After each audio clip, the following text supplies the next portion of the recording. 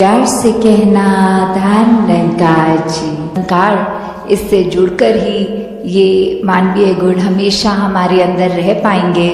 वो गुणों को हमें एक अपने आप को याद नहीं कराना पड़ेगा, बट एक ऑटो पायलट मोड पे हमारा एक पल पल का नेचर ऐसा बन जाएगा कि सिर्फ और सिर्फ हम इस संसार में अच्छे ही गुणों को चुनेंगे, लोगों के अंदर कमियां नहीं देखेंगे, उनकी सिर्फ अच्छाई देखेंगे, अपना दिल को इतना विशाल कर पाएंगे।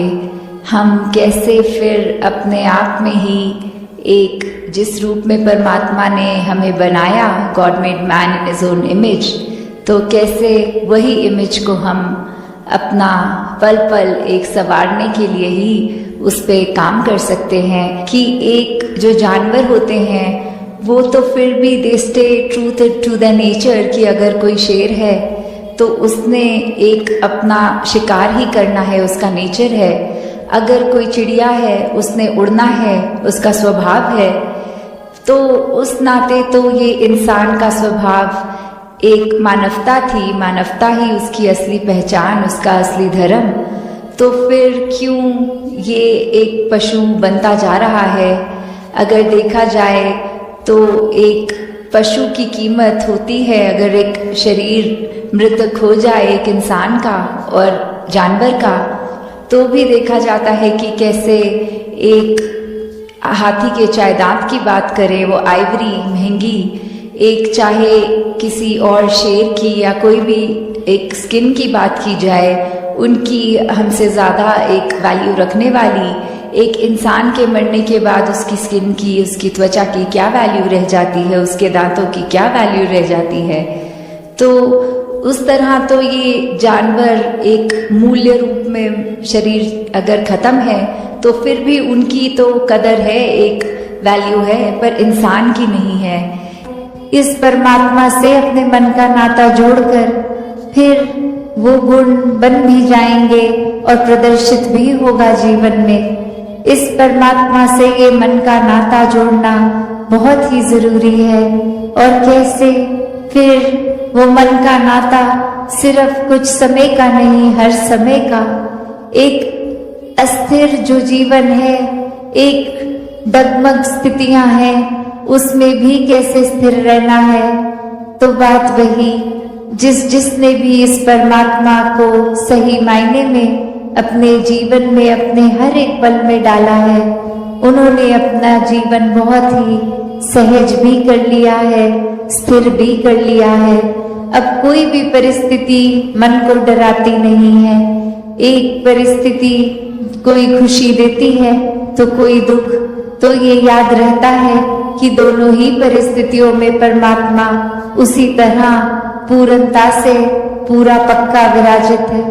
और फिर मन दुख नहीं झेलता, एक ये मान लेता है कि कुछ देर के लिए अच्छी घड़ियां भी आई हैं, दुख की भी आएंगी। एक भागना नहीं है परिस्थितियों से, हर एक परिस्थिति में प्रभु परमात्मा का प्रसाद ही वो परिस्थिति है, उसको उस तरह ही जीना है कि खुद भक्तों ने तो जहां अपनी आत्मा का कल्याण कर लिया, इस परमात्मा के साथ ये पहचान करके, और ये जो जीवन में फिर ये एक आनंद की अवस्था, भक्तिमय जीवन की, और वही चाहत कि हर एक तक फिर ये रोशनी पहुंचे।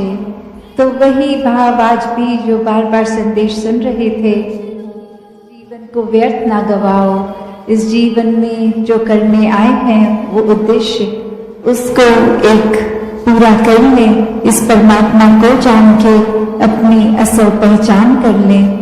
तो बात वही जो एक सार है कि ये जीवन में हमें बहुत ही एक अपनी रिस्पॉन्सिबिलिटीज भी हैं, एक कर्तव्यों का जहाँ पालन करना है वहाँ एक वो करते हुए एक आध्यात्मिक पहलू, इस परमात्मा को हर समय के लिए पकड़ के रखना है, इसको एहसास में रखना है, मन में रखना है। तो एक जीवन में जहाँ कितने ही एक रूप हैं, ये रंग हैं, ये माया की जो बात आती है, ये उलझा देने वाली कि सब कुछ सरल है भी तो भी वो कॉम्प्लिकेशंस के कैसे ये कभी कभी चाहे वो दिमाग का अपना ही उपज हो या फिर एक कोई सामाजिक रूप में कुछ चीजें जो जिस तरह नहीं होनी चाहिए उसको वो वैसा रूप दे दिया जाता है। इंसान की फितरत की उस इंसान से तो बात नहीं करेंगे, उसके पीठ पीछे उसके बारे में औरों से करेंगे। तो इस तरीके के जीवन से एक अपने जीवन का सुधार नहीं हो पाएगा। जैसे एक शायर ने भी बहुत खूबसूरती से लिखा कि गलत फहमियों से भी खत्म हो जाते हैं रिश्ते, गलती हमेशा कसूर की नहीं होती। कि अक्सर ये बात ज़रूरी नहीं कि कोई गलती ही हो, एक कसूर अगर किसी का है, एक वजह, वो गलती नहीं, पर वो हमारी ही सोच, हमारी ही परसेप्शन, हमारा ही नज़रिया किसी को गलत देखने के लिए। और फिर एक वही भाव कि अगर हमने किसी को दोषी करार दे ही दिया है, एक हमने डिसीजन बना लिया है, तो फिर चाहे फैक्ट कुछ भी हो हमारी नज़र में तो वो इंसान दोष के लायक ही है। हमने खुद ही उस इंसान को अपनी नज़र से गिरा लिया, चाहे उसने कुछ ऐसा किया हो ना किया हो। उस टाइम हम अपने दिमाग को, इस चेतनता को, ये रैशनल को भी नहीं एक सामने रखते, बस हमने सोच लिया तो हकीकत ही बन गई वो हमारी। तो अक्सर है जो भी है क्या टिकेगा, एक थोड़ा सा भी सुराख हो जाए तो वो पानी तो पात्र में टिकेगा नहीं, बह जाएगा। तो उसी तरह ये तन मन धन के साधन ये निराकार ने तो दिए हैं हमें, पर अब हमें इन साधनों को क्या करना है, सदुपयोग तो करना ही है। पर एक वो जो बात की कैसे उसका सही इस्तेमाल करते हुए उसकी यूटिलिटी उस तरह से निकाली जाए। तो जहाँ ये शरीर भी दिया है जिसमें एक इतनी कैपेसिटी, एक कैपेबिलिटी है, उसको पूरी तरह तो जीना है, एक संत मति के अनुसार पर जीना है। तो ये परमात्मा को जितना ही मन में हम बसाएंगे उतने ही हमारे अवगुण दूर होते जाएंगे, वरना तो अहंकार में रहेंगे तो यही सोच चलेगी कि हमसे श्रेष्ठ कोई नहीं है, एक हमारे जैसा बल किसी में नहीं है, हमारी सोच, हमारी बुद्धि कोई भी छोटा सा काम करके अपने आप को ही मन ये सर्वश्रेष्ठ मान लेता है। तो फिर ऐसे अहंकार में रहेंगे तो इस परमात्मा की बनाई हुई रचना, जो चाहे मानव रूप में भी कितने अलग अलग हैं, कहीं भी निवास करते हों, अलग अलग जगहों पे, अलग अलग कल्चर पे, तो एक नफरत के कारण वो बन जाते हैं कि इनका खाना पीना रहना हमारे जैसा नहीं है, तो ये प्यारे नहीं हैं, हम श्रेष्ठ हैं। तो ऐसे और अनेक और भी भाव आ जाते हैं, चाहे वो जाति पाति का आधार बना लेता है कोई, या और कोई भी कारण बना लेता है नफरत करने का। पर बात तो वही कि जब परमात्मा से प्यार हो जाता है तो इसके बनाए सब बंदों में यही परमात्मा दिखता है। तो हमें किसको टिकाना है, किसको नहीं, ये शरीर की भी जब बात हो रही है तो हाँ, ये आत्मा जो है वो ज़्यादा इस शरीर से महत्वपूर्ण उस रूप में तो है, पर ये परमात्मा ने शरीर भी इसलिए दिया है कि हम इसकी देखभाल करते करते सारे अपने रिस्पॉन्सिबिलिटीज भी निभाएं। जैसे एक मटका या कोई भी बर्तन ले लें, एक बाहर की सुंदरता से ज़्यादा वो मजबूती इम्पोर्टेंट होती है कि अंदर उस पात्र में क्या है, वो पानी है या जो भी है, क्या टिकेगा। एक थोड़ा सा भी सुराख हो जाए तो वो पानी तो पात्र में टिकेगा नहीं, बह जाएगा। तो उसी तरह ये तन मन धन के साधन ये निराकार ने तो दिए हैं हमें, पर अब हमें इन साधनों को क्या करना है, सदुपयोग तो करना ही है। पर एक वो जो बात की कैसे उसका सही इस्तेमाल करते हुए उसकी यूटिलिटी उस तरह से निकाली जाए। तो जहाँ ये शरीर भी दिया है जिसमें एक इतनी कैपेसिटी, एक कैपेबिलिटी है, उसको पूरी तरह तो जीना है, एक संत मति के अनुसार पर जीना है। इस परमात्मा से असली रूप में प्रेम है तो हर एक से ही प्रेम है।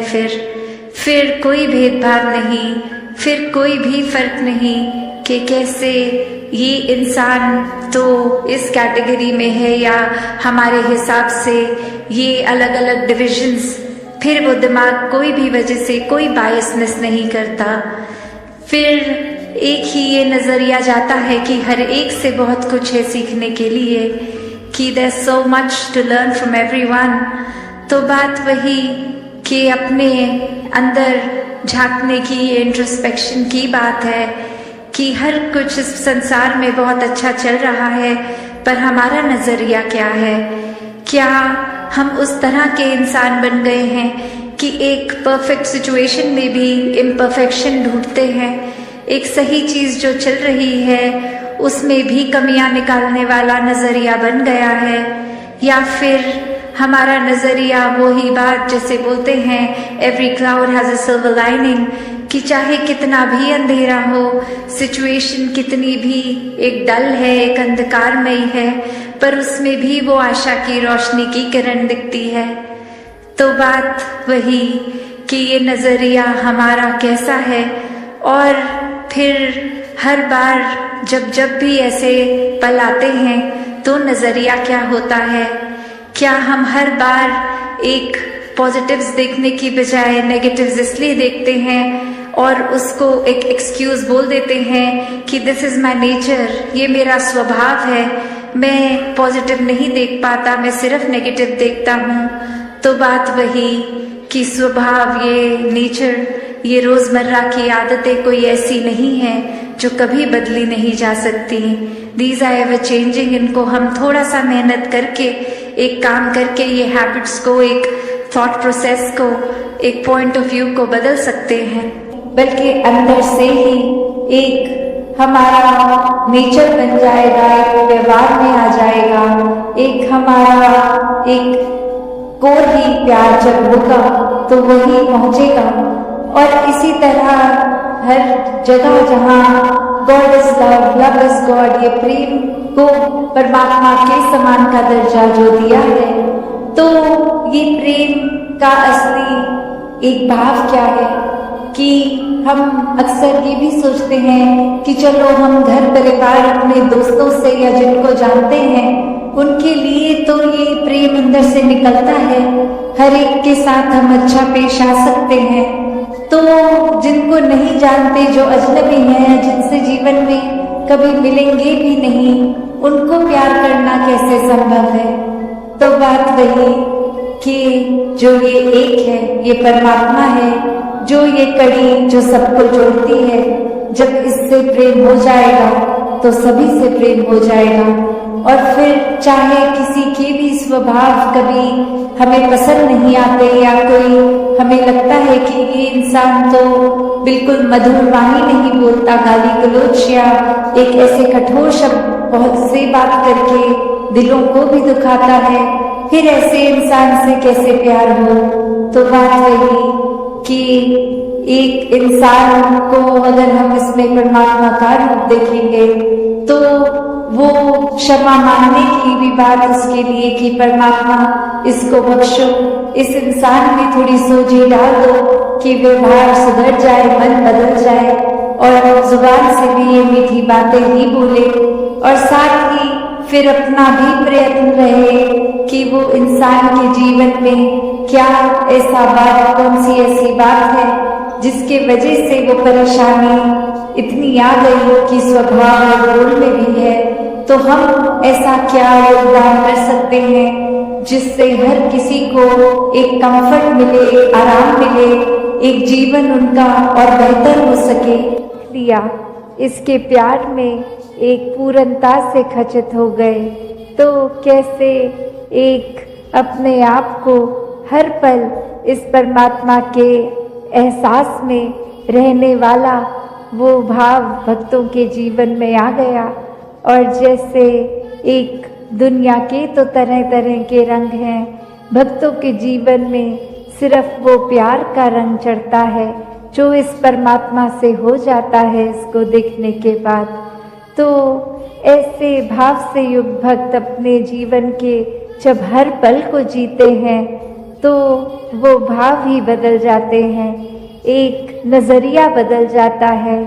एक वो बात कि अगर हम कुछ भी उदाहरण लें कि कोई भी स्थिति में एक जो रुख करा जा सकता है वो एक अच्छी तरफ भी और बुरी तरफ भी, एक परिस्थिति से हम क्या निकालते हैं वो भी एक अच्छाई निकाली जा सकती है, एक बुराई निकाली जा सकती है। तो भक्तों ने हमेशा वो अच्छाई की ओर ही रुख करना सिखाया है कि परिस्थिति अगर इस परमात्मा ने दी है तो अच्छी ही होगी। एक अगर उस परिस्थिति को अच्छा नहीं समझ रहे हम तो वो हमारी कमी है। इस परमात्मा ने तो पूर्ण किया है इस परिस्थिति को भी। जब इस परमात्मा ने हमको जो कुछ दिया वो परमात्मा का जो दान है, तो ये परमात्मा जहाँ पूरा है तो परमात्मा की दी हुई हर परिस्थिति भी पूर्ण है। फर्क सिर्फ हमारे नज़रिए का होता है कि उसको हम किस तरह देख रहे हैं, उस परिस्थिति में से हम निचोड़ क्या निकाल रहे हैं, उससे सिखलाई क्या निकाल रहे हैं। क्या हम सिर्फ हमारे अनुसार कुछ नहीं हुआ तो उसके वजह से इस परमात्मा को ही कोस रहे हैं, या ये भी मान रहे हैं कि ये ही हमारे लिए बेस्ट है और कैसे इसमें वरदान छुपा हुआ है। तो एक ये नज़रिया भक्तों ने हमेशा से जो जिया कि आध्यात्मिक पहलू अपना हर किसी ने जहाँ एक बहुत ही उस नज़रिए का बनाना है कि जीवन में ये शरीर मिला है, ये मटीरियलिस्टिक वस्तुएं मिली हैं, घर बार रिश्तेदारी बहुत कुछ मिला है, तो क्या इसी में पूरा समय रहकर इस परमात्मा के लिए समय नहीं निकालना, या फिर एक चुनाव अपना है कि इस परमात्मा के प्यार के रंग में ऐसे रंगे जाएं कि कोई दुनियावी रंग फिर छू नहीं सकता। ये पक्के का रंग, ये एक हर समय रहने वाला रंग, और इस रंग को जिसने भी अपने ऊपर लगाया वो हमेशा के लिए आनंदित हो गए। एक जीवन हर समय के लिए झूम झूम के जिया गया। और वो फिर बात कि भक्तों के जीवन में भी विपरीत परिस्थितियां आईं तो भी उन्होंने कभी इस परमात्मा से विश्वास नहीं तोड़ा। तो बात वही कि परमात्मा के प्यार में जो रंग जाते हैं वो खुद ब खुद बदल जाते हैं। एक सामाजिक रूप से चाहे रहन सहन वैसा ही रहेगा जैसे ये परमात्मा के प्यार से पहले का था, वो एक शक्ल आकार सब सेम रहेगा। सिर्फ और सिर्फ जो बदला जाएगा वो मन के भाव बदलते हैं। तो ऐसा ही बदलाव हर किसी के जीवन में मुबारक बदलाव होता है कि ये एक संसार में जितने भी अलग अलग प्रकार के चाहे इंसानों के साथ मुलाकात होनी, और वो एक अलग अलग कल्चर बैकग्राउंड, दिखने में अलग, खान पान अलग, सब तरह से वो एक डाइवर्सिटी रूप, और कैसे वो होने के बावजूद भी सब परमात्मा के साथ जो एकत्व के बंधन में हैं, तो हर एक को एक दूसरे में परमात्मा ही नजर आता है।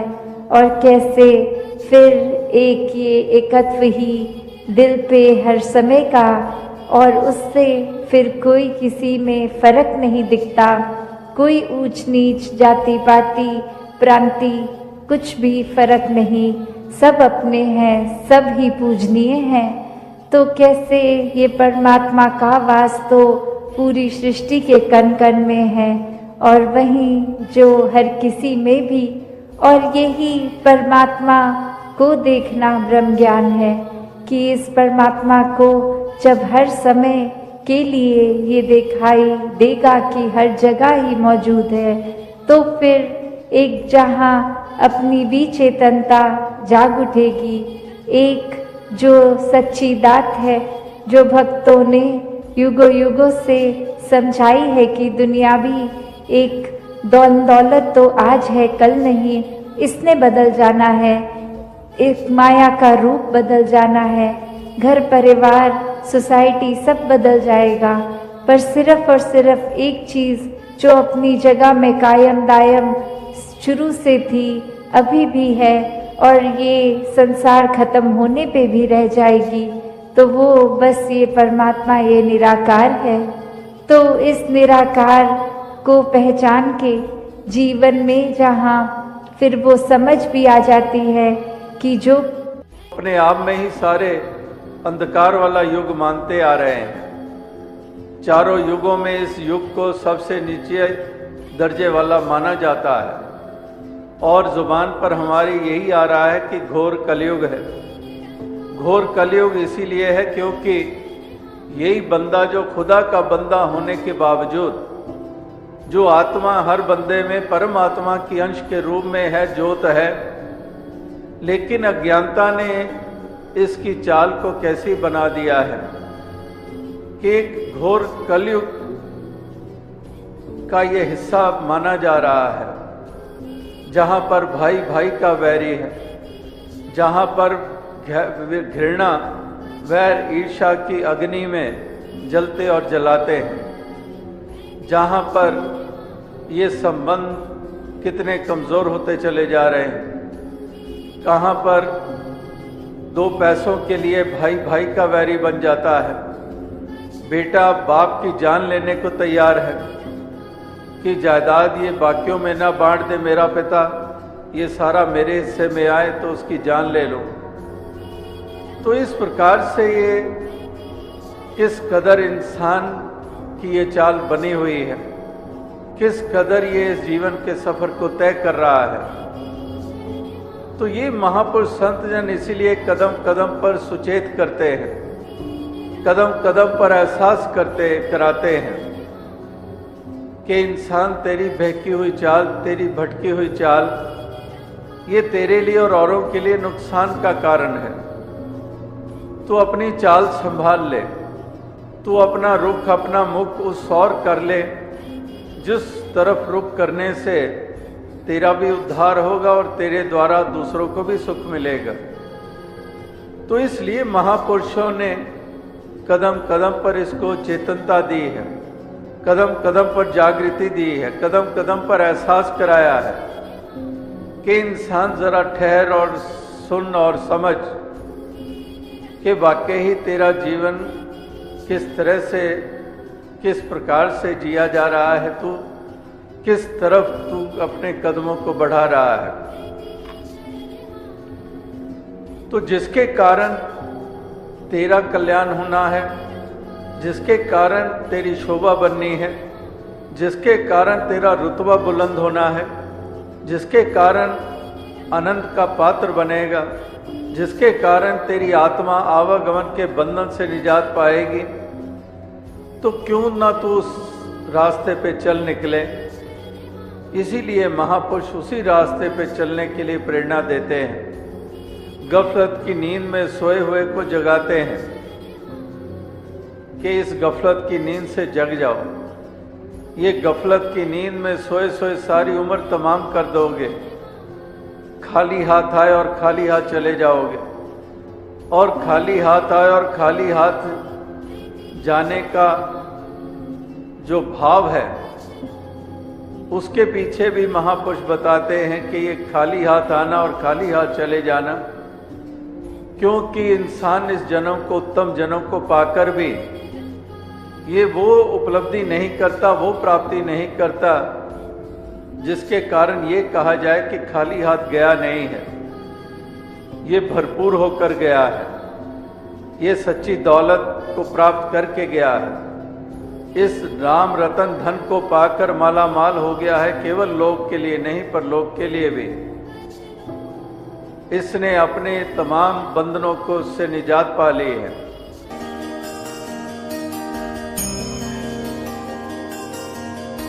कि वास्तविकता में हमने इस जीवन के मायने को मायने देने हैं। We have to give meaning to our lifes, कि हमने अपने जीवन को सही मायनों में प्राण देने हैं। ये जिस्म के प्राण ही काफ़ी नहीं है कि हमारे प्राण हैं, हमारी श्वासें हैं, हमारी नब्ज़ है, हमारी धड़कनें हैं, इसलिए हम जिंदा हैं, इसलिए जीवन चल रहा है। महापुरुष कहते हैं कि ये असल जीवन नहीं है। इस जीवन को हमने सच्चे प्राण देने हैं, दिल को हमने सच्ची धड़कनें देनी है। वो धड़कनें जो प्यार के तहत धड़कती हैं, वो धड़कनें जो दया और करुणा के तहत धड़कती हैं। दिलों को वो धड़कनें देनी है। हमने जीवन को सच्चे प्राण देने हैं, वरना ये प्राण होते हुए भी हम प्राण रहित हैं, जिंदा होते हुए भी हम मृतक हैं, चलती फिरती लाशें हैं, जिंदादार गौर जिसको कहा जाता है। क्योंकि ऐसे जीवन को जीवन ही नहीं मानते हैं महापुरुष संत जन, वली गुरु पीर पैगंबर। वो जीवन की उनकी अपनी परिभाषा है, वो पैमाना और कसौटी कुछ और ही है। ये जीवन को वो जीवन नहीं मानते हैं कि तुम जिंदा हो, सांस ले रहे हो, धड़कनें चल रही हैं, तुम बालपन से किशोरावस्था और किशोरावस्था से जवानी की उम्र में और जवानी से बुजुर्गी तक पहुंच गए हो, इसलिए तुम जिंदा हो। महापुरुष कहते हैं कि ये जीवन नहीं है असल में। इस जीवन को भी हमने जीवन देना होता है, प्राण देने होते हैं। और वो जीवन तब कहलाता है जब वास्तविकता में इसी जीवन में हम वो उपलब्धि कर लेते हैं, जब इसी जीवन में हम मंजिल मकसूद को प्राप्त कर लेते हैं, जब इसी जीवन को हम वो दिशा दे देते हैं, जब हम वो चाल चलना शुरू कर देते हैं, तब सही मायनों में हमें ये जीवन हमारा जीवन कहलाता है। जब हम प्यार के साथ जीना शुरू कर देते हैं, जब हम एक दूसरे के दुख सुख में शामिल होने वाले बन जाते हैं, जब हम गिरे हुए को उठाने वाले बन जाते हैं, जब हम उजड़े हुए को बसाने वाले बन जाते हैं, जब हम रोते हुए को हंसाने वाले बन जाते हैं, तब वास्तविकता में ये मान लिया जाता है कि इसने जीवन का सलीका प्राप्त कर लिया है, इसने जीवन जीने का ढंग प्राप्त कर लिया है, इसने सही मायने में जीवन को मायने दे दिए हैं। इंसानों जरा गौर करो, जरा सोचो विचारो कि ये जीवन केवल खाने पीने सोने के लिए नहीं है, ये केवल विलासों के लिए नहीं है, ये केवल भोग के लिए नहीं है, ये केवल तृष्णाओं की पूर्ति के लिए नहीं है, ये केवल तेरे मेरे के लिए नहीं है। इस जीवन का बहुत महत्व है। ये मानव जन्म दुर्लभ है, होत न बारंबार, जो बन फल पाके बोई गिरे बौर न लागे डार। ये जन्म ऐसा है कि फल टहनी से डाल से टूटकर गिर जाता है तो लाख कोशिश करो वो टहनी से वापस नहीं लग पाता। इसी तरह से ये जन्म तुम्हारा बहुत दुर्लभ है, बहुत अमोलक जन्म है। इसकी कदर कर लो, अपनी श्वासों की कदर कर लो, इन घड़ियों की कदर कर लो।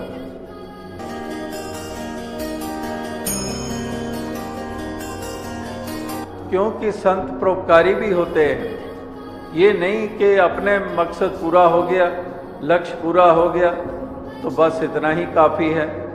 नहीं, परोपकारी भी होते हैं। इसीलिए इनकी तुलना की जाती है कि तरवर सरवर संत जन चौथा वर्षे में परोपकार के कारणे चारों धारे दें।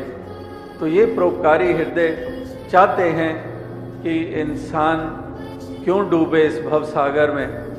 ये हर किसी का बेड़ा पार करने के लिए, ये भव सागर से पार उतारने के लिए ये परोपकार करते हैं कि इंसानों का बचाव हो, हर आत्मा का बचाव हो, ये मंजिल मकसूद प्राप्त करे, ये नाता जुड़े, सच का बोध प्राप्त हो, सच की लगता हो और इस तरह से दिव्य गुणों से युक्त होकर इस कदर सभी जीवन जिए कि वातावरण सुखद, चैन वाला, अमनो अमान वाला ये बनता चला जाए, ताकि सभी राहत के साथ इस जीवन के सफ़र को तय करें।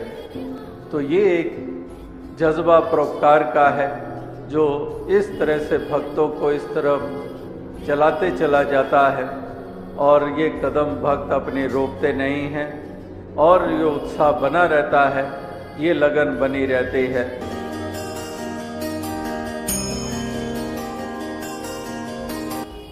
सुमिरन जब मन का नाता जुड़ा हुआ है, इस हरि परमात्मा के एहसास से जीवन जी रहे हैं। अगर एहसास से जीवन जी रहे हैं तो इसमें डूबे हुए हैं, इस नाम के सरोवर में डूबे हुए हैं। मैल उतरती चली जाएगी, मैल कहीं बदन पर जमने नहीं पाएगी, विपरीत भावनाएं मन में पैदा नहीं होंगी, करुणा, दया, स्नेह, प्रेम का भाव ये उत्पन्न होता चला जाएगा और स्वच्छता ही स्वच्छता, निर्मलता ही निर्मलता, पावनता ही पावनता ये जीवन में आती चली जाएगी। इसलिए महापुरुष संत जन यही कहते हैं कि इस हरि परमात्मा से नाता जोड़ना है तो मन पवित्र हो जाएगा, मन सुंदर हो जाएगा और मन सुंदर हो जाएगा तो जीवन सुंदर हो जाएगा। मन सुंदर नहीं है तो जीवन सुंदर नहीं होगा, मन आनंदित नहीं होगा अगर इस मालिक के साथ ये मन का नाता ये नहीं जुड़ा हुआ है। तो आओ साथ संगत, इसलिए मन के ऊपर बहुत जोर दिया है महापुरुषों ने। इसी काशी नगरी में कबीर जी जैसे संत महात्मा क्या कह रहे हैं? महापुरुष ये कह रहे हैं कि एक केसन कहाँ बिगाड़िए जो मुंडे 100 बार। कहते हैं कि केसन कहाँ बिगाड़िए जो मुंडे 100 बार। कहते हैं कि ये इस सर को तो मुंडवा लिया 100 बार, तो इन केसों ने क्या बिगाड़ा है? तो मन को क्यों नहीं मुंडिया जामे भरे विकार। तो कहते हैं कि एक मन के ऊपर विकार रूपी बाल जो उगे हैं उनको तो मुंडा नहीं है, लेकिन सर मुंडवा लिया है। ये कबीर जी जैसे संत कह रहे हैं कि नहाए धोए क्या हुआ, जो मन मैल ना जाए, मीन सदा जल में रहे, धोए बास ना जाए। तो इससे और स्पष्ट शब्द हम कहाँ पर सुनेंगे? कितने स्पष्ट रूप में कबीर जी ने ये बात कह दी। मंतव्य क्या था? मंतव्य ये था कि अगर मन का नाता नहीं जुड़ा हुआ है, मन कहीं और है, माला तो कर में फिरे, जीभ फिरे मुख माहे, मनवा तो दे दिस फिरे, ये तो सुमरन ना है। कि माला तो हाथ में फिर रही है, माला के मन के हाथ में घुमा रहे हैं, लेकिन एक माला तो कर में फिरे, कर कहते हैं हाथों को, माला तो कर में फिरे और जीभ फिरे मुख माहे, लेकिन मनवा तो दिस फिरे, ये तो सुमरन ना है। इस प्रकार से ये सुमरन नहीं है, इस प्रकार से ये भक्ति अर्चना नहीं है। अगर मन ही शामिल नहीं है तो फिर कौन सी पूजा, कौन सी अर्चना हो रही है? तो आओ साथ संगत, बदन तो नहा रहा है, शरीर नहा रहा है, हाथ में माला के मणके घूम रहे हैं, मन के मणके नहीं घूम रहे हैं। इस प्रकार से एक विकार जो है वो मन से निकल नहीं रहे हैं, तो फिर बाकी क्या मुंडवाया गया? तो कहने का क्या भाव है?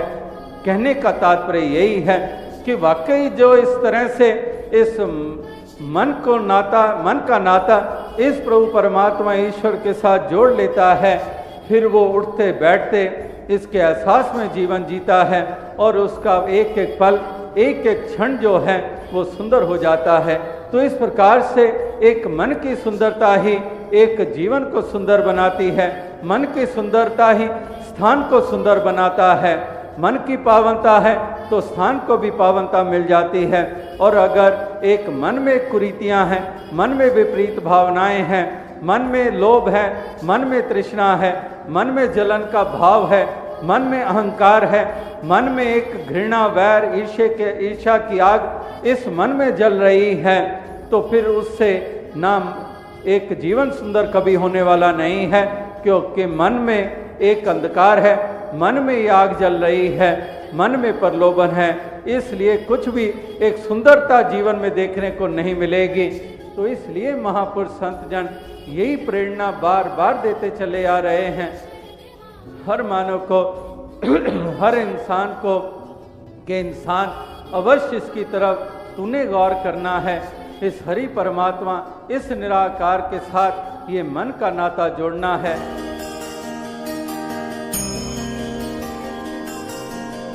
ये प्रभु परमात्मा ईश्वर तो सर्वत्र समाई हुई परम सत्ता है, लेकिन एक तो भटकन में है और एक इसके नज़ारे ले रहा है। दीदार की तलब के तरीकों से बेखबर, दीदार की तलब है तो पहले निगाह मांग कि वो निगाह तो मिले, वो नज़र तो मिले।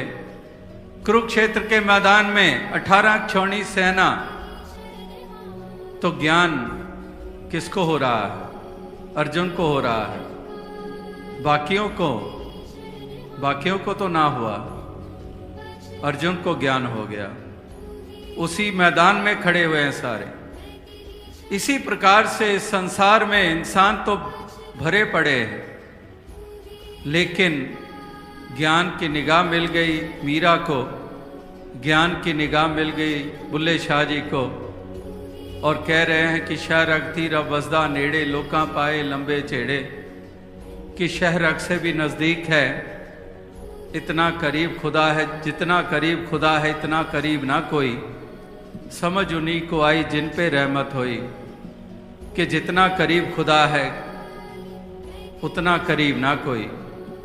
कि इस प्रकार से तुकाराम जी, नामदेव जी इत्यादि इन सभी संतों भक्तों को वो ज्ञान की दृष्टि मिल गई, और वो दृष्टि मिली इसीलिए वो इसका नज़ारा ले रहे हैं, और इसका नज़ारा लेकर इसके गुणगान कर रहे हैं, इसकी स्तुति कर रहे हैं, इसको जानकर, इसको देखकर। बिन डिठे क्या सलायना अंधा अंध कमाए जी, कि बिन देखे दे उस्तत करना अंबर नो हथ लाना है। कि महापुरुषों का भाव केवल के बगैर जाने, इसका नाम तो ले रहा है संसार, गुणगान कर रहा है इसका, लेकिन अभी आत्मा ने इसका बोध हासिल नहीं किया है, वो दृष्टि नहीं मिली है। इसीलिए वो दृष्टि इंसान आत्मा को भी अज्ञानता में रखे हुए है, और साथ ही साथ ये उजाला ना होने के कारण भेद वाली दृष्टि है, भेद वाली दृष्टि बनी हुई है, और उसी भेद वाली दृष्टि के द्वारा ही देख रहे हैं। इसीलिए भेदभाव बने हुए हैं, इसीलिए तेरे मेरे के सवाल बने हुए हैं, इसीलिए ये ऊंच नीच के सवाल बने हुए हैं। ये भेद वाली दृष्टि है। लेकिन जहाँ पर ज्ञान का उजाला हो गया, फिर घट घट देखे अंत सर्व निरंतर केवल एक मुरारी, कि एक ही मुरारी को देख रहे हैं घट घट के में, इसलिए कोई भेदभाव नहीं है। एक नूर ते सब जग उपजा, कौन भले को मंदे। और ऐसी दृष्टि थी तभी तो ये प्रार्थनाएं बनी थी कि सबका भला करो भगवान, सबका सब विधि हो कल्याण। ये भावनाएं कैसे बनी? ये भावनाओं ने प्रार्थना का रूप कैसे लिया? किनके द्वारा? उनके द्वारा जिनको ये नजर मिली, जिन्होंने वो दृष्टि पाई जो भेद वाली नहीं थी, इसलिए सबका भला मांग रहे हैं।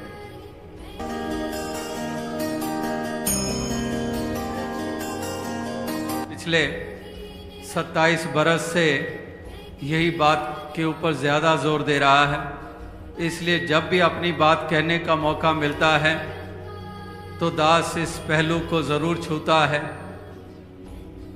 कि वाकई ही धर्म का काम जोड़ने का था, और धर्म सबसे ज़्यादा तोड़ने का काम कर रहा है। तो वो धर्म जो तोड़ने का काम करता है वो धर्म होता ही नहीं है। तो धर्म जो जोड़ता है, तो इस प्रकार से धर्म ने जोड़ना था, इंसान को इंसान के करीब लाना था, मोहब्बत खलूस ये मन में भरना था, प्रेम से भरना था। ये धर्म का काम था। लेकिन आज सबसे बड़ा कारण इस संसार में हिंसा का धर्म ही बना हुआ है। हुई हैं दैरो हरम में साजिशें कैसी, धुआं सा उठने लगा शहर के मकानों से। कारण क्या? कारण षड्यंत्र। षड्यंत्र किसके द्वारा? किसी पापी के द्वारा, किसी नास्तिक के द्वारा जो परमात्मा के अस्तित्व में यकीन नहीं रखता है। क्या उसके द्वारा जो केवल मौज रंग रलियों में लिप्त है? नहीं, षड्यंत्र भी उनके द्वारा रचा गया जहां से सिवाय प्यार, जहां से सिवाय मिलवर्तन, जहां से सिवाय एकता के सिवाय और कुछ नहीं आना चाहिए था। लेकिन वहीं पर षड्यंत्र और धुआं सा उठने लगा शहर के मकानों से। इस प्रकार से चारों तरफ ये नुकसान होते चले गए, तो फिर वो धर्म ही धर्म कहाँ पर हुए जो इंसान को इंसान से तोड़ते हैं, इंसान के द्वारा इंसान के हाथों नुकसान करवाते हैं। ये धर्म नहीं होते हैं। तो दया धर्म का मूल है। पाप मूल अभिमान, तुलसी दया न छोड़िए जब लग घट में प्राण। तो धर्म वही है जो जोड़ता है, धर्म वही है जो प्रेम से भरपूर हमें करता है, धर्म वही है जो वास्तविकता में सारी ही दीवारें गिराने में एक सहयोगी होता है और इस प्रकार से सुंदर वातावरण स्थापित करने में जो इस प्रकार के योगदान देते हैं वो धर्मी होते हैं।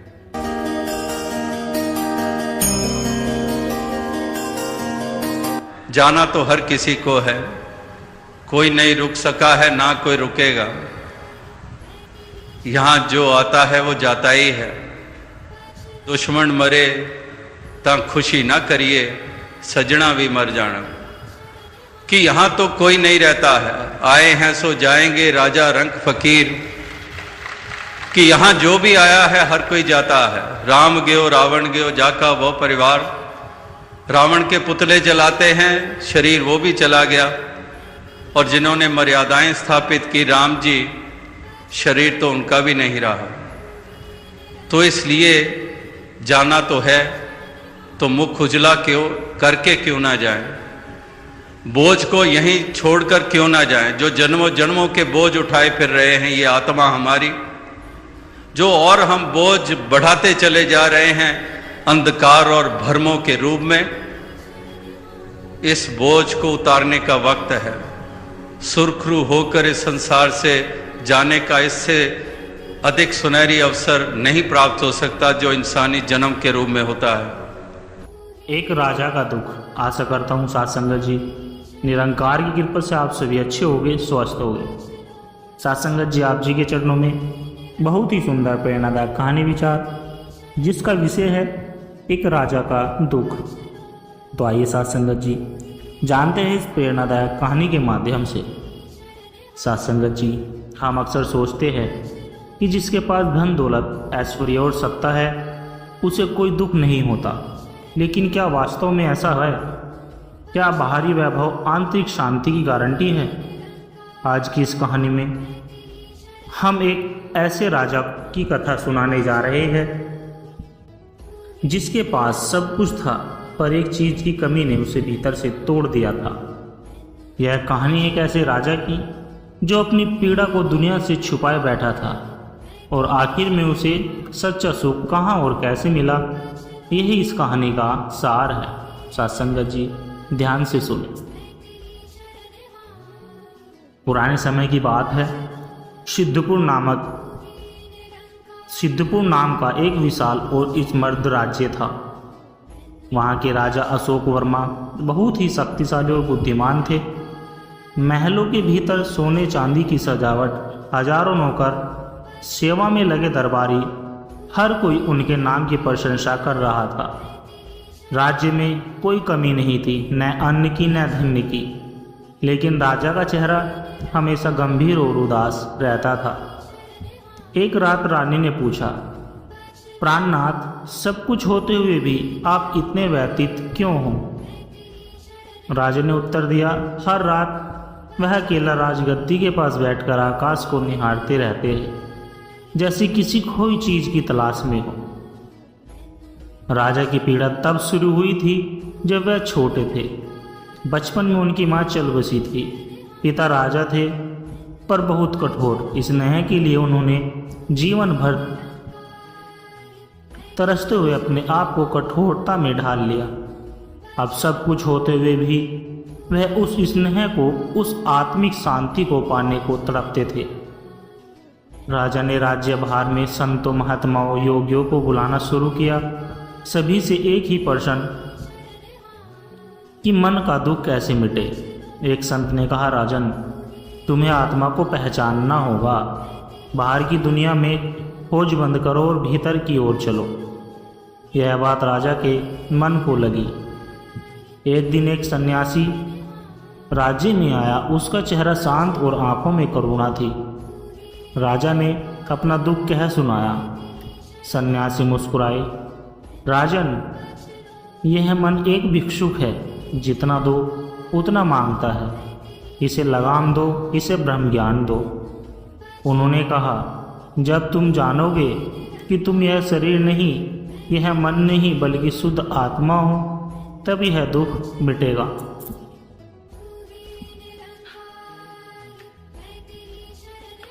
राजा ने राजमहल छोड़कर एकांत में ध्यान करना शुरू किया।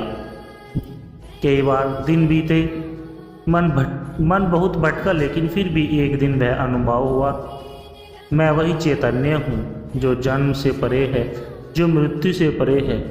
उसी क्षण राजा को सच्चा सुख मिला।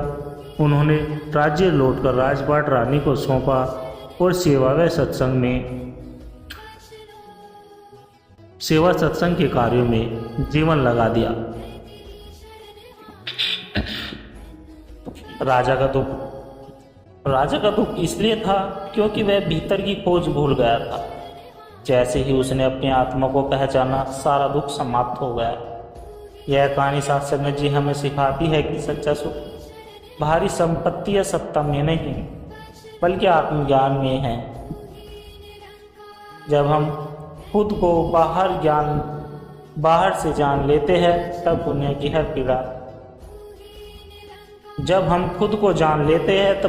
हर पीड़ा तुच्छ लगने लगती है। सत्संगत जी, ध्यान से सोचिए, क्या ऐसा संभव है कि एक राजा जिसके पास सब कुछ हो, सेना, महल, रत्न, राशियां, रानियां, सेवक, वह भी दुख हो?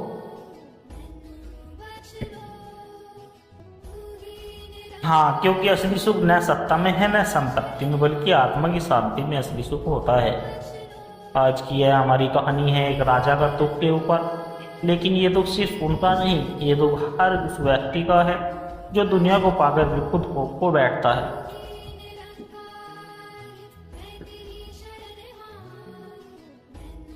बहुत समय पहले की बात है। विजयगढ़ नामक राज्य में चंद्रकेतु नाम का एक राजा राज्य करता था। बुद्धिमान, वीर, न्यायप्रिय, प्रजा उसे देवता के समान पूजती थी। राज्य में चारों ओर सुख शांति थी, लेकिन एक रहस्य था, और वह यह था कि राजा दिन में जितना हंसता था, रात में उतना ही रोता था। रातों को वह महल की छत पर अकेला बैठा करता, आंखों में आंसू, मन में खालीपन।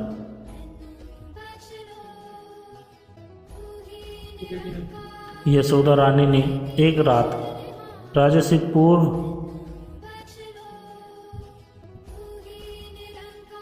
से पूछा, महाराज, आप क्यों उदास रहते हो? राजा ने पहली बार अपना दर्द बताया। रानी, मुझे यह जीवन अधूरा लगता है।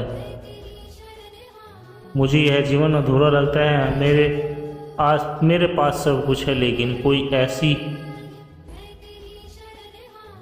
कोई ऐसा नहीं।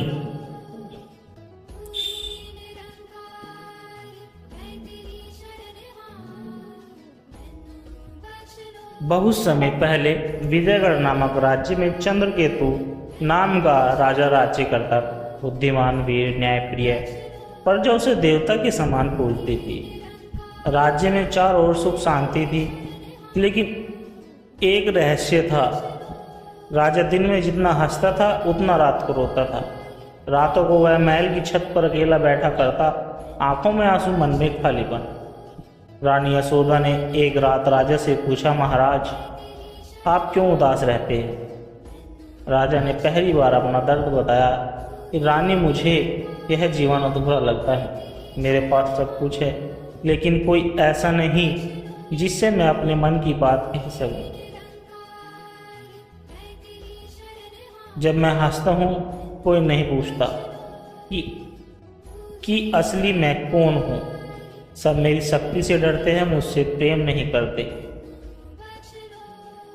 राजगुरु देवदत्त ने राजा से कहा, राजन, तुम्हारा दुख तुम्हारी पहचान का संकट है। तुम जानते ही नहीं कि तुम कौन हो।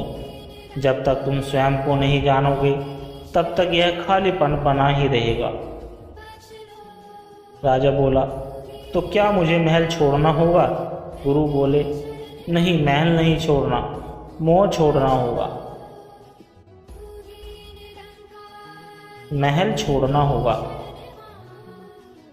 राजा ने कुछ समय के लिए सभी समारोह, विलास और राजनीति से विराम लिया। वह रोज सुबह उठकर ध्यान करता। धीरे धीरे वह देखने लगा कि उसकी सारी उपलब्धियां दूसरों की नज़रों के लिए थी, खुद के लिए कुछ भी नहीं था। वह भीतर उतरने लगा और वहां उसे मिला शून्यता। न कोई पद, न महिमा, न भय, न अपेक्षा। एक दिन राजा वेश बदलकर गांव में आया।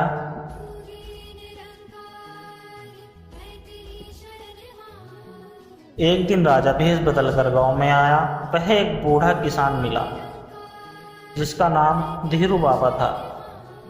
वह झोपड़ी से गुजर रहा था, लेकिन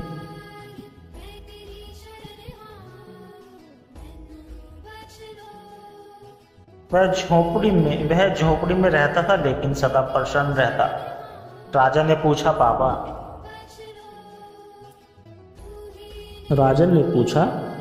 बाबा आपको कभी दुख नहीं होता? बाबा हंसे, दुख तब होता है जब मैं चाहता हूँ कि दुनिया वैसी हो जाए जैसी मैं चाहता हूँ। अब मैं चाहता हूँ कि मैं राजा सन्न रह गया। अब मैं चाहता हूँ कि वैसा हो जाए जैसे भगवान चाहते हैं। राजा सन्न हो गया। राजा ने बाबा से पूछा, आपको सुख कहाँ से मिला, बताइए। बाबा बोले, जिस दिन मैंने यह मान लिया कि भगवान की मर्जी से भगवान की मर्जी ही मेरी मर्जी है, उस दिन से शांति ही शांति है। राजा को लगा कि उसके सारे दुखों की जड़ अपेक्षा थी कि लोग उसकी प्रशंसा करें, उसे समझे, उससे प्रेम करें।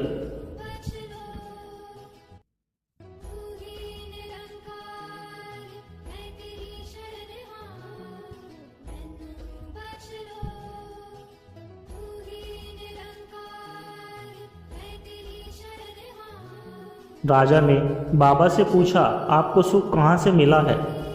बाबा बोले, जिस दिन मैंने यह मान लिया कि भगवान की मर्जी ही मेरी मर्जी है, उस दिन से शांति ही शांति है। राजा को लगा कि उसके सारे दुखों की जड़ अपेक्षा थी कि लोग उसकी प्रशंसा करें, उसे समझे, उसे प्रेम करें।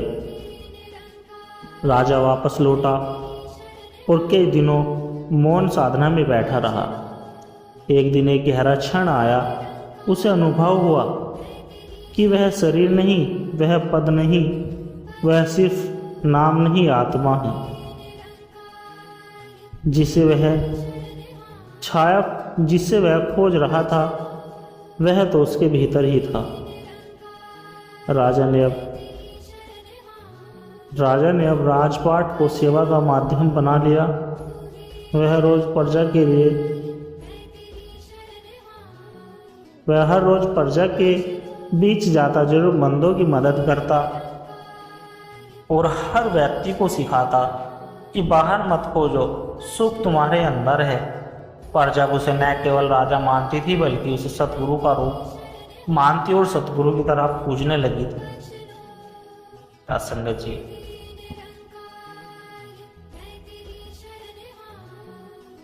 राजा दुखी हो सकता है, यह बात पहली बार सुनने में अजीब लगती, लेकिन जब हम गहराई से सोचते हैं तो समझ में आता है कि सुख दुख का संबंधन पद और प्रतिष्ठा से नहीं बल्कि मन और आत्मा की उन्नति से है।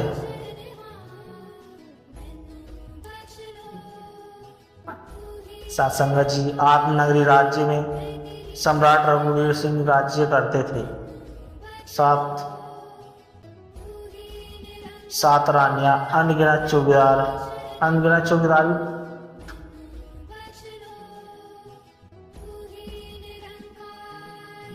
बेशुमार खजाना, पर मन में एक अजीब सी खालीपन था।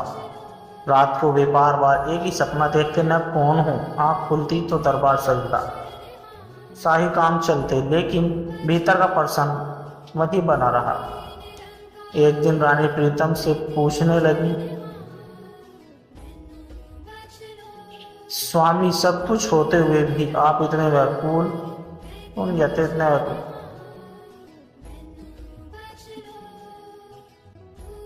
राजा ने उत्तर दिया, मैंने राज्य जीत लिया लेकिन स्वयं को नहीं। मुझे नहीं पता मैं कौन हूँ, क्यों हूँ और कहाँ जाऊंगा। यह ज्ञान मुझे अंदर से जला रहा है।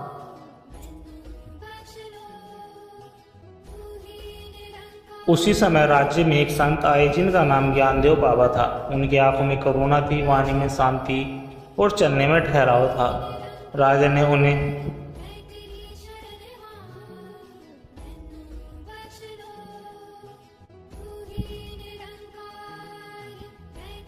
बाबा बोले, मैं तुम्हें नहीं तुम्हारे दुख को मिटा सकता हूं, लेकिन पहले तुम खुद को पहचानो। राजा ने कहा, संत ने कहा, राजन, तुम आत्मा हो, यह शरीर, यह राज्य, यह नाम सब बाहर का है। जब तुम वहाँ जो इस सबसे तुम वहाँ हो जो इन सबसे परे है, जब तुम जान लोगो कि तुम आत्मा हो और परमात्मा का अंश हो, तब तुम्हारा दुख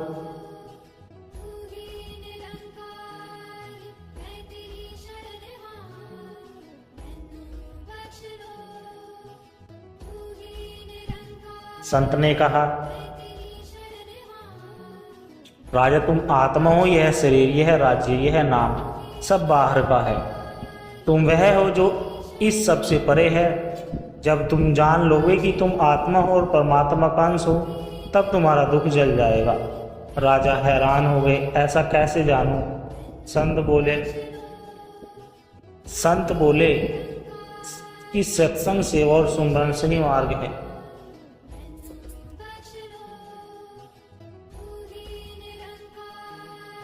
राजा ने प्रतिदिन संत से सत्संग कराना शुरू किया। हर दिन वह भविष्य, माया की माया, मन की माया, इच्छाओं का भ्रम, अहंकार का प्रवाह, सब कुछ मन की माया, इच्छाओं का भ्रम, अहंकार का पर्दा और आत्मा का स्वरूप। धीरे धीरे राजा का मन शांत होने लगा। उसे अनुभव हुआ कि मैं राजा नहीं, मैं आत्मा हूँ, मैं शाश्वत हूँ, अजर हूँ, अमर हूँ। एक दिन बाबा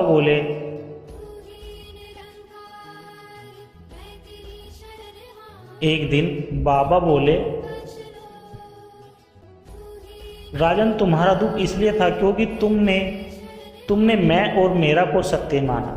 मेरा राज्य, मेरी रानी, मेरी प्रतिष्ठा, ये सब असत्य है। सत्य केवल मैं आत्मा हूँ और परमात्मा में अनमोल यही है। राजा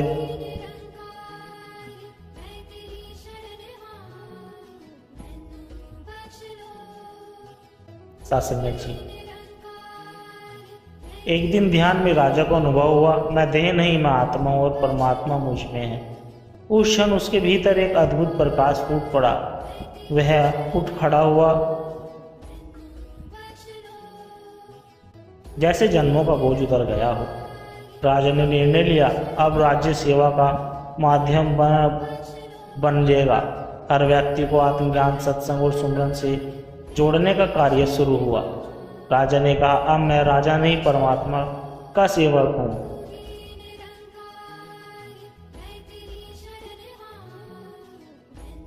सत्संग जी कथा में सिखाती है कि असली दुख वही है जब हम अपने सत्य स्वरूप को भूल जाते हैं। जब आत्मा को परमात्मा से मिलने का मौका देता, जो स्वयं को जान गया उसे सारा ब्रह्मांड जानने की आवश्यकता नहीं, क्योंकि परमात्मा स्वयं उसके हृदय में प्रकट हो जाते हैं। सत्संग जी, जब संसार अन्याय से भर जाता है तब सज्जन पीड़ित हो जाते हैं, दुष्ट ऐश करते हैं, तन मन में प्रश्न उठता है, क्या सचमुच न्याय करते हैं?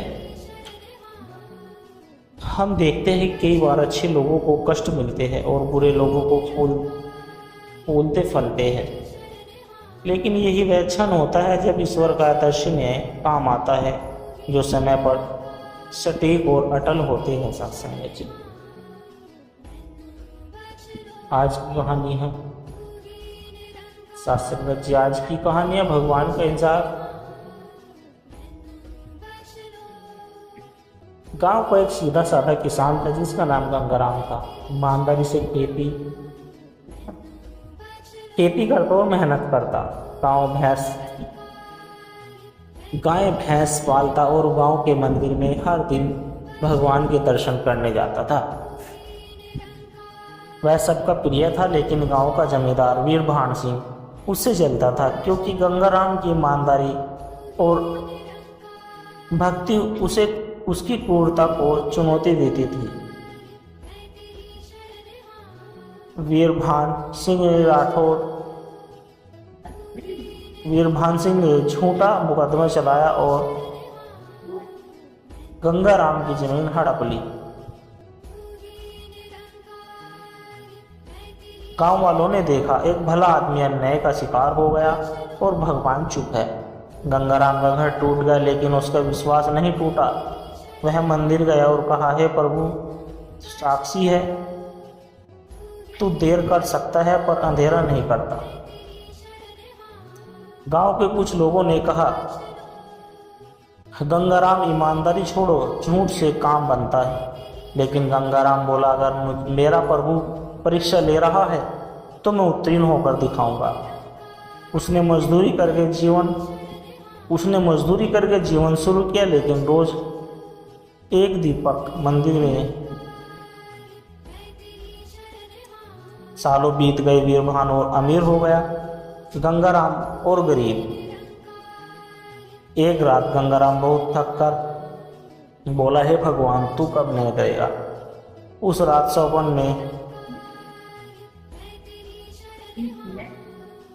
सौपन में उसे भगवान का स्वर सुनाई दिया, पुत्र, बीज को बीज से वृक्ष बनने में समय लगता है। जो तू बो रहा है उसका फल अमर रहेगा। उस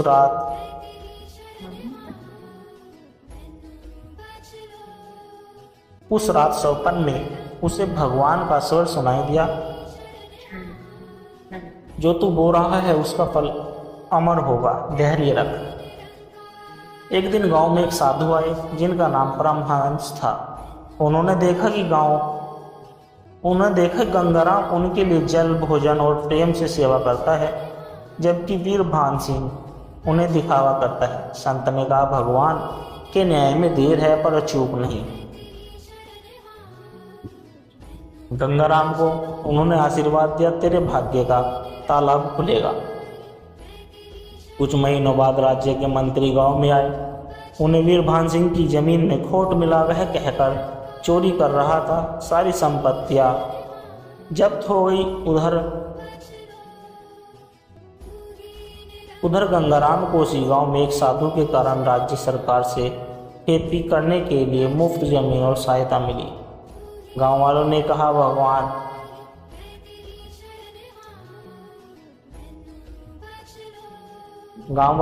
भगवान ने न्याय कर दिया है।